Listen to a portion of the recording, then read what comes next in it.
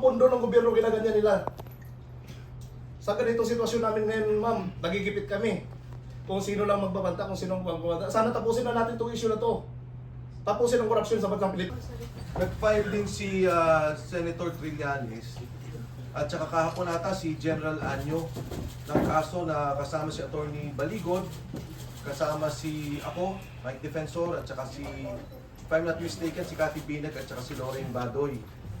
Ako, personally, isang karangalan na makasama ako nitong mga kasama nating sundalo. Isang malaking karangalan na mapasama sa kaso, nakasama sila.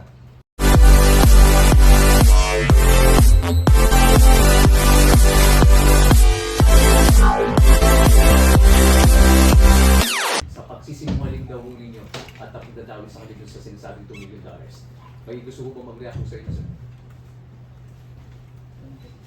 Pangalan po muna, sir. Yes. Rosbert Bopan. Wala naman po kaming kuwan. Sinasabi na kuwan na na-receive niya yung $2 million. Nasabi-david naman po. Yun lang po. So kaya nyo sagutin yung itinay mo niyang complaint against sa inyo? Yes, sir. Di ba in previous interviews, may nabanggit din kayo na tumanggap si Senator Trillanes? Ibang ano naman po yun. Ibang araw po. May kasama kami dito na nag-deliver po mismo sa bahay niya. So you mean to say po sir na you mean to say na magkakaibang araw po yung dalawang transactions na yun? Para medyo klaro po, magkakaibang araw po ba yun ng isang araw lang? Yung alin po? Yung kay Trillanes? Opo, yung iba po yun, yung nagpapalit kami ng dollar pero wala kami sinasabi na na-receive niya. Then iba rin po yung nag-deliver po mismo sa bahay niya. Okay. Hindi kayo yun. Ibig niyo po sabihin, ibang tao. Nasa kasama po namin. Kasama po namin. Pero kami po ma'am, namumonitor po namin sa GC namin na may dinadala po doon. Kasi lahat ng tasking po namin kay Boss Aldi, naka-update po yan sa group chat namin. Sige, go ahead, Sir Mike. Oh, please. Yeah. Alam ko kasi na pinainan din ako. Dito lang ako sa likod. Ali pa Sir, Mike, Walang mic. Walang mic po, sir. Walang mic. Yabot. Yabot po, sir. Okay lang ba? Pasok ko sa gitna. Ako kasi pinainan din ni Sorry guys, sorry. Go ahead, sir, go ahead. nag-file din si Senator Trillanes at saka kahapon ata si General Anyo ng kaso na kasama si Attorney Baligod, kasama si ako, Mike Defensor, at saka si, if I'm not mistaken, si Cathy Binag at saka si Lorraine Badoy. Ako, personally, isang karangalan na makasama ako nitong mga kasama nating sundalo. Isang malaking karangalan na mapasama sa kaso, nakasama sila. Yung sinasabi ng mga taong to ay katotohanan. Tumutulong ako sa kanila dahil ayoko mangyari nung nangyari kay Sergeant Cotesa. Talagang ginipit, inipit, itinago.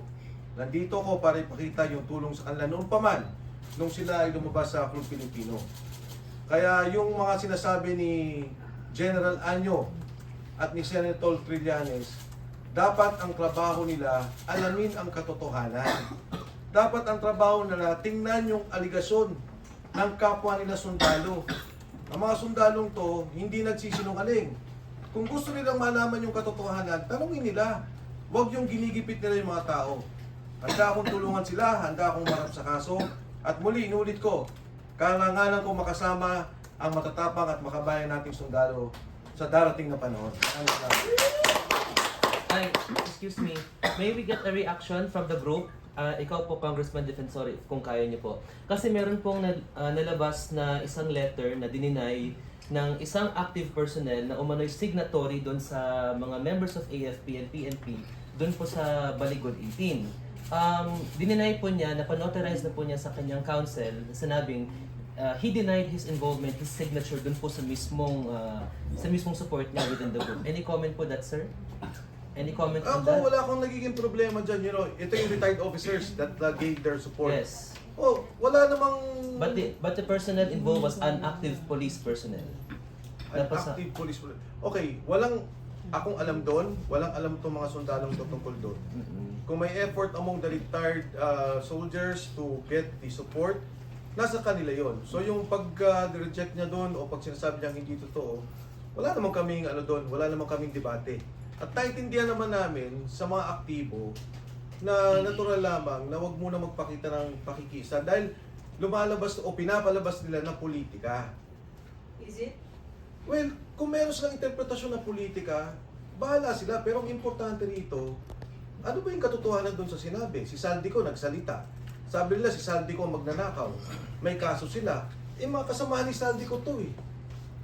Kung yung sindikato sinasabi nila na ito yung hepe ng sindikato, ito na yung mga galamay, nagsasabi dito namin dineliver yung pera, dito napunta yung pera, bakit naman nila sasabihin na hindi na naman totoo? Yun ang hindi ko rin maintindihan. Napakaganda ng mga binabanggit ng mga taong to, including Sergeant Cortesa, when he first spoke about it. Walang sinasabi ang mga taong to kung saan nanggaling ang pera. Hindi nila alam kung flood control scandal, hindi nila alam. Pero nakita na may korupsyon. At tinuturo yung boss nila na sinasabi, mastermind ng korupsyon.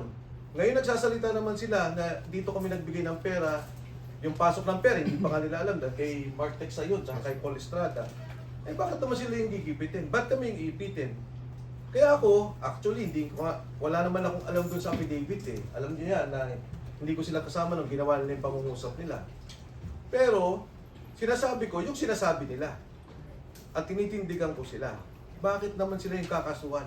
Sa lahat, eto yung mga hindi kumita. DPWH contractors kumita. DPWH officials kumita. Senador, sinabi, di ba, may mga pangalan na dati. Congressman, ito nag-deliver lang, ito kakasuhan. Parang hindi naman natin tama. Thank you. Sir, Congressman. Hindi na ako sila na. Sir, we need input. Mr. Roseberg, kung pwede lang po, tama po ba? Ay, sino po yung nagsalita kanina? Pasensya na po. Ayan. Ano lang po, or to anyone kung sino lang mo gusto magbigay ng reaction, may observation kasi ng inconsistencies, yung pabago-bago, katulad po nung sinabi niyo po about Trillanes na may nagsabi na hindi niyo naman nakita pero nag-deliver naman. So, may ganun po ba na pabago-bago sa inyong mga statement? Wala po ma'am, kasi nasa kuha naman namin, nasa affidavit naman po eh. Ang sinasabi po namin ma'am, hindi po namin nakita yung pinalit na dollar kung binigay sa kanya. Ang sinasabi namin ma'am na totoo is yung nag-deliver mismo sa bahay niya po. Yung doon po sa pag-deliver kay BBM, bakit po parang hindi maibigay yung mga detalye? Pwede niyo bang masabi yung exact details? Yung delivery ninyo kay BBM, may nagsabi kasi na 2 maleta, naging 5 maleta. Bakit po nagbabago ang detalye? 5 malita po yung dinala namin ni Kong Saldi doon sa bahay.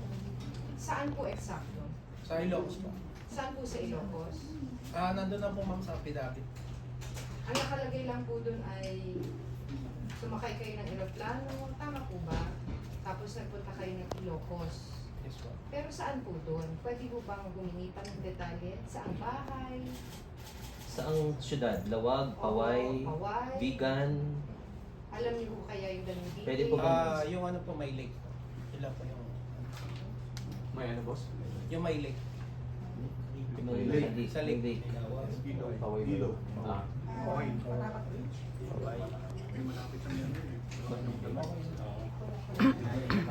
Sir, ganito. Anong reaction niyo sa kung paano ito tinutugunan ng government ngayon? Kasi the last time kausap namin si Ombudsman Remulla, sabi naman niya, ang gusto niyang makuha from Atty. Levy Baligot and sa inyo, dapat tigi-isa po kayo ng affidavit, hindi yung parang isa lang nakakatawan para sa 18.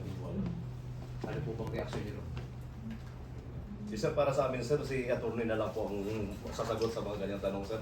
Kasi sa amin sir, from the very beginning, ang ano namin dito is katotohanan lamang ang sinasabi namin. Sana hindi kami kipitin, hindi nila ibaba yung credibility namin. Kasi kami, from the beginning, walang ginalaman si Sir Mike Defensor. From the very beginning kami, desisyon namin to buo.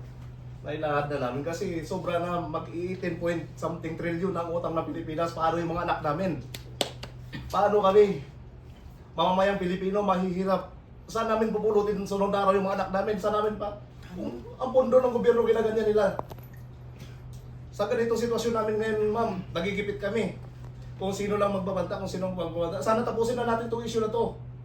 Tapusin ang korupsyon sa bansang Pilipinas. Yan lang po ang hiling namin ang bawat isa sa amin, ma'am. Okay lang.